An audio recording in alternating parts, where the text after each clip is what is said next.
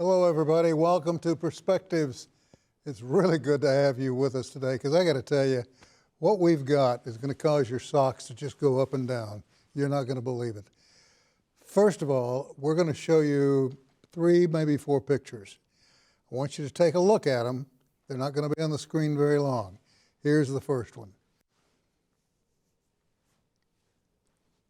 Move on to the second one.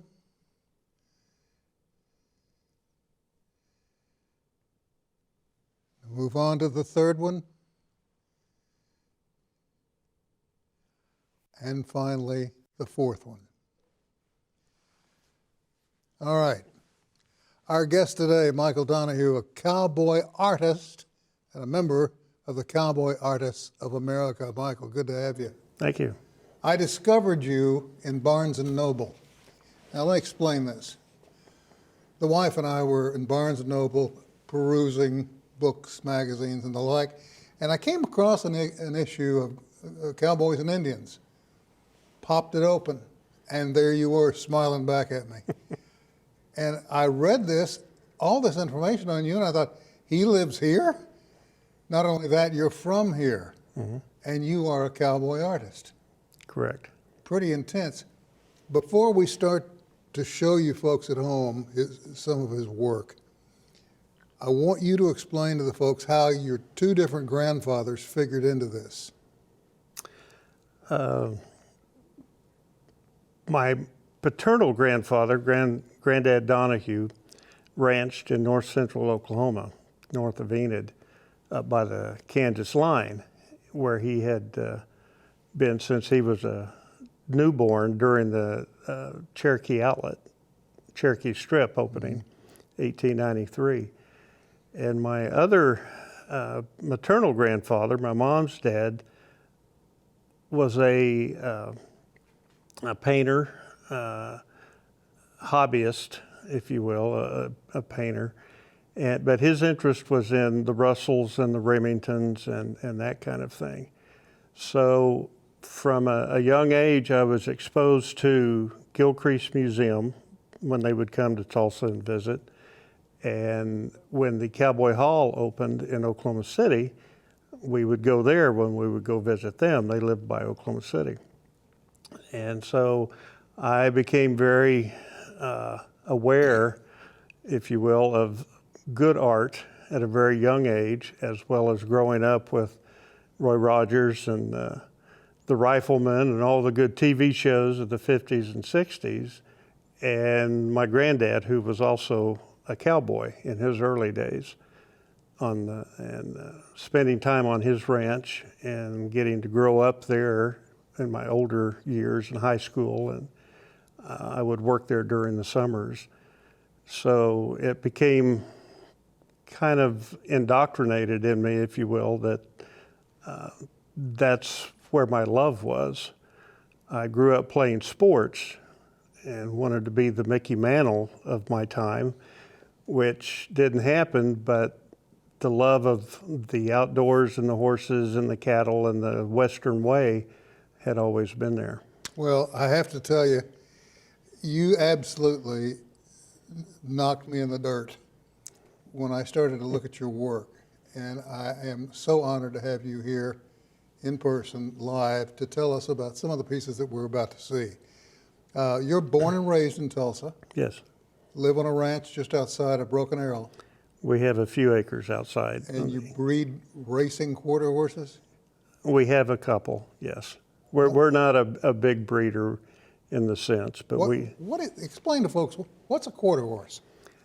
The quarter horse is a breed that is probably the most versatile breed there is. They're used for ranching and most anything else that you could think of.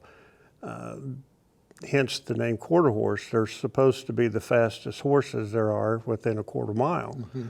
So they kind of have the drag racing equivalent of the equine world as opposed to the thoroughbreds, which are more NASCAR type, round the track runners. As we show your work, if you will. I'm going to ask you a few questions about it. Let's start with the first one. What is this? What's happening here? This, I visit a ranch a couple times a year out in Arizona, the Babbitt Ranch. And this is an early morning gather in the corral where the cowboys will gather up their mount for the day. Here he is. He's got his horse gathered and saddled in the corral. He's picking out the headgear for that particular horse. And as the title kind of indicated, Burning Daylight, usually by this time of day everybody's out and in the midst of the chores for the day.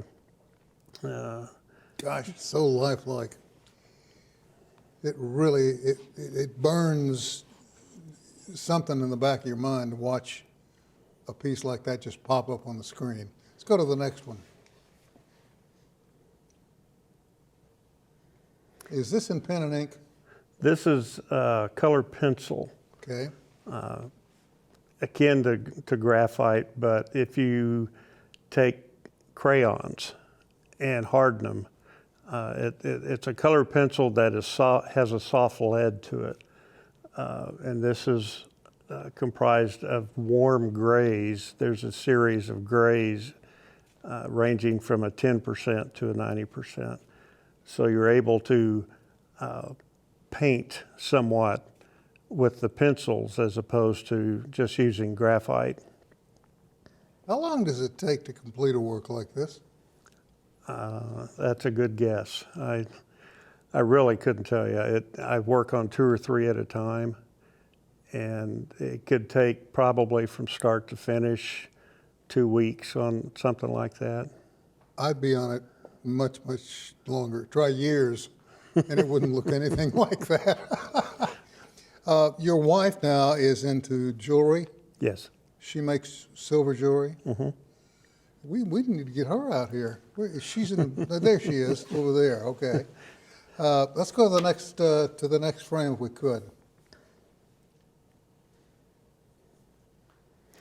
This is a piece, same ranch. The Babbitt Ranch is one of the largest, oldest ranches in Arizona. There's 2 sections of 500,000 acres. So a lot of hands work in a lot of different areas on that ranch. And this again is early morning. They've gathered their mount, just preparing for the trailer ride out to gather cattle that morning. Where does it come from? Do you go out and spend time with the ranchers and you watch them, or do you take pictures, or both? Everything. I spend probably a week to 2 weeks out there with them during their roundups and different phases of the ranch work. We'll ride out with them, hoping not to get in their way when they're working. But I do take a lot of photos, pictures. I'm not a photographer. It's all for reference. And I take a lot of sketches, do a lot of color studies of the country and the light while I'm there, a lot of field notes as to time of day and the mood and everything. Well, you're a young man. You've got a lot of years ahead of you. You're But I kind. can understand and appreciate the memory aspect of it, because sometimes you walk away from these things and you lose a segment of the pie. So you've got to refresh your thoughts to bring you back up to online so you can continue to work. And that's where the notes come in. A lot of times you'll see an image you've taken 2 years ago, and for some reason it looks different today than it did at that time, and it sparks an idea, and you go back to your notes when you were out there, and it helps to kind of focus that thought again. Take another picture here before we go to a break, and you can tell me what this is, because clearly this is not a horse. No, this this old gentleman we happened on in New Mexico. Just Couldn't walk away. pure chance. He was sitting playing a fiddle, and we take lots of photography wherever we travel when we go to New Mexico or Texas for the shows and things. And the old door was part of an old building that we found along the way, and things just kind of spoke to you as here's a very charismatic gentleman that fit with the door and the wall and everything else at the time. So it was easy to marry everything all together. Yeah. Tell you what we're going to do, Michael. We're going to take a little break. When we come back, talk a little bit more about your background, and we have some more pictures we want to share with the folks at home. Great. All right? Short break. We'll be right back right after this.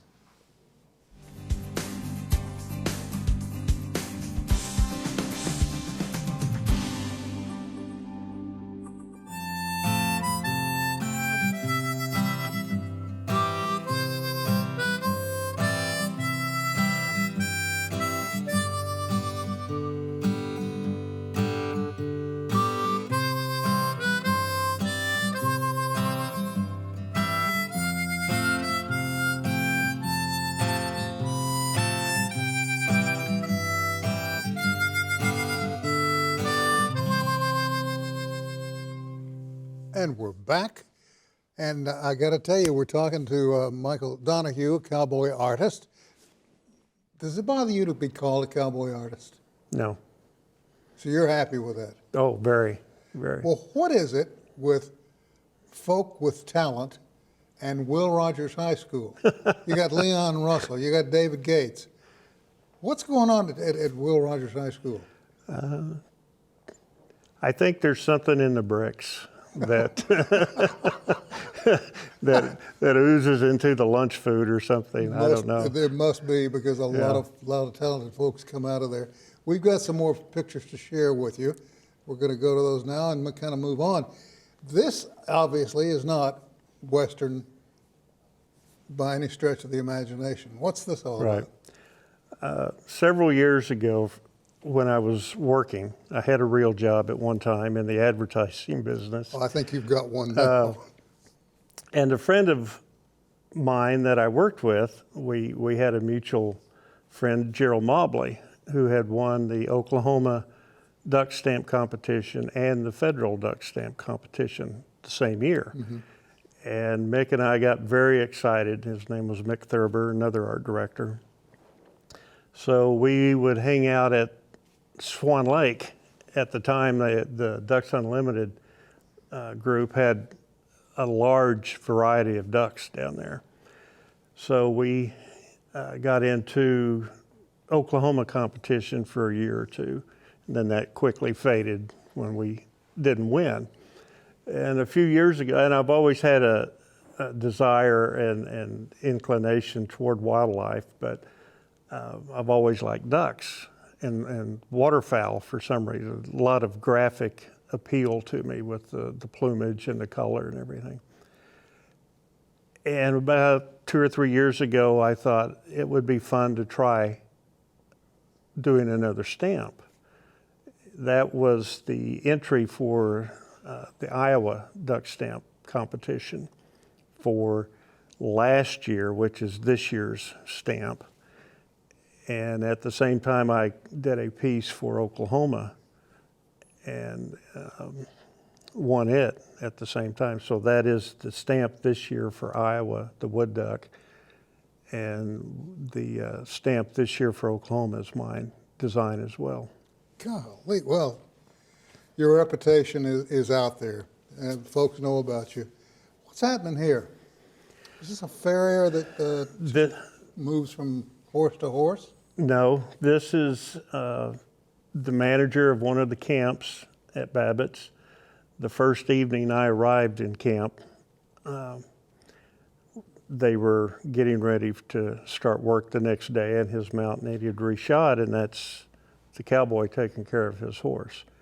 Each cowboy on that ranch takes care of their own horse, and that requires them to take care of their feet, whether they shoe them or reshoe or whatever. And I was very lucky to get some cooperation with the light and the background, and the whole environment is very appealing in that area with the log corrals, and it's a very old place and has not changed in, I don't know, 100 years. Well, it's breathtaking what you do. The hands on this one, and as the camera pans down to show more of it, you begin to see the detail that you've put into this work. Does that come quickly to you, the detail of it? No, it's very time consuming. I've been asked several times to teach a class or do demonstrations, and I often tell them it's like watching grass grow. I just work, it's such a meticulous process that I go through. It's nothing unique, it just is very time consuming. The work on the hands is striking. Tell me about this one. A friend of ours, east of Claremore here, has a ranch, and that was one of the broodmares out of his band. They breed their own ranch stock that they will sell out of, but also keep and use. And this was one of the broodmares. They had gathered the colts up for the branding and the sale, and they were all hanging out that morning in the corral. And you can get some pretty interesting character studies that way. This was a friend of ours out in Wyoming on a ranch, and just early one morning we were getting ready to go out, and as they're doing their work, actually Christy was with me on this trip, and we were walking around watching what they were doing, taking photographs and of course helping, but sometimes things jump out in front of you and just yell at you and say, "Take me." And it's, again, a combination of several images that you put together. Goodness.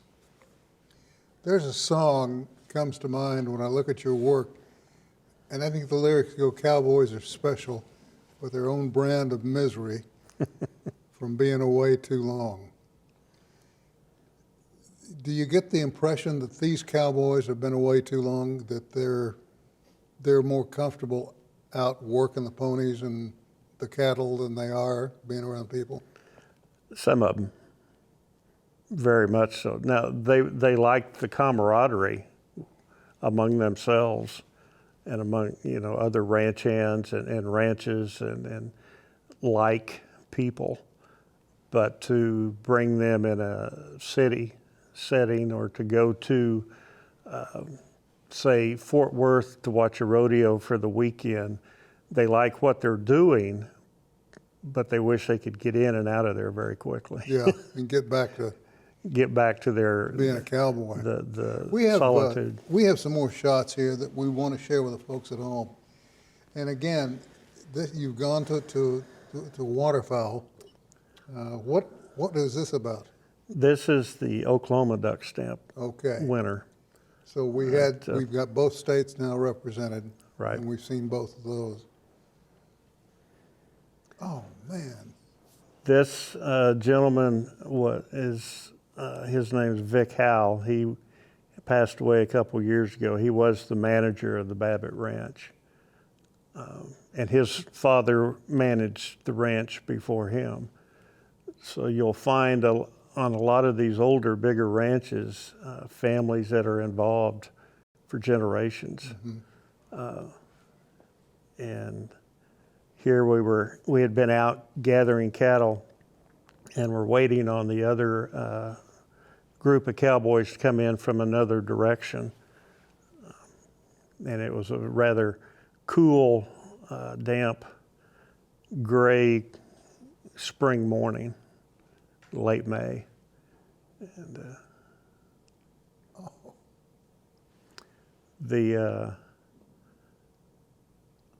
Where are we here? well, this is a combination of images that kind of created a thought. The horses were hanging out, kind of bystanders, if you will, during a branding one afternoon.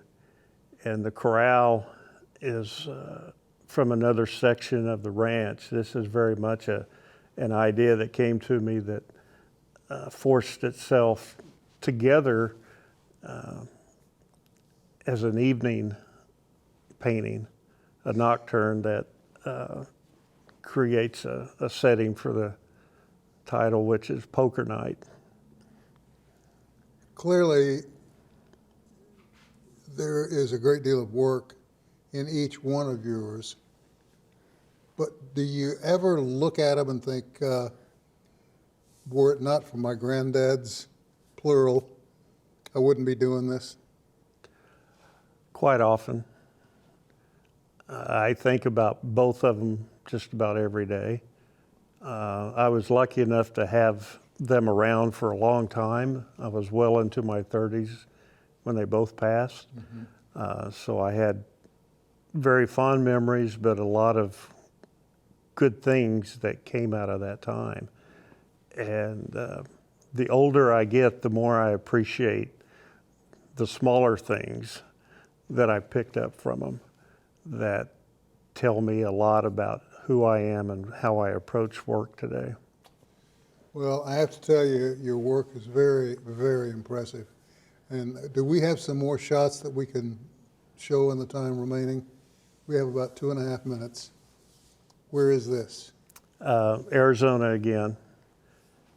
It's another part of the Babbitt Ranch. And again, it's a combination of different scenes that an idea is kind of generated from one guy leading a horse, and you take another guy and put them together and come up with an interesting background. And But still, in all, these are things you've seen. mm-hmm. And if not real, they were real enough to you to put on canvas. Right. Marvelous, marvelous work. Oh, wow, look at this. Thank you. You can honestly, you can sense the dust in the air. I mean, this studio is dusty, but you can sense the dust in the air from these. Where was that? That last piece was up at the Mullendore Ranch, just north of Bartlesville, several years. That piece, Yeah. one of the saddle houses. Michael, we're out of time, and I'm so sorry. I wish we had more time to explore the depth. I love this shot. And we got about 20 seconds. I want to thank you for taking time to come in and visit with us and show the folks at home what you do and how well you do it. And it's an honor to have you in the studio. Thank you very Thank much. you, my friend. We're all out of time. Thank you for being a part of it. We'll see you back here next time.